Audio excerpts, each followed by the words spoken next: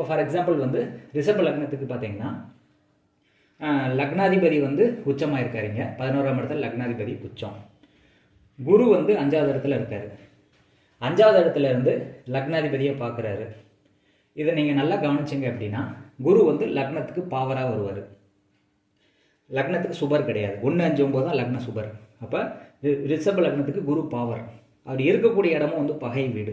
அதில் இருந்துட்டு பகை வீட்டில் இருந்துட்டு அவர் வந்து சுக்கிரனை வந்து பார்க்குறாரு, லக்னாதிபதியை பார்க்குறாரு.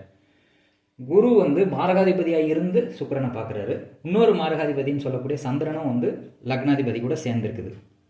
இப்படி ஒரு அமைப்பு இருந்தது அப்படின்னா கண்டிப்பான முறையில் வந்து இந்த லக்னாதிபதி வந்து பாதிக்கப்படுது. அப்போ அது என்ன சொல்ல வருது அப்படின்னா 11ஆம் இடத்துல இந்த சேர்க்கை நடந்ததுனால இந்த ஜாதகர் வந்து நம்பிக்கை துரோகத்தினால வந்து அவர் சொத்து எல்லாத்தையுமே லாபத்தை எல்லாத்தையுமே இழந்துருவார் அப்படின்னு சொல்லி சொல்லணும். நம்பிக்கை துரோகத்தினால. ஏன்னா குரு பார்த்து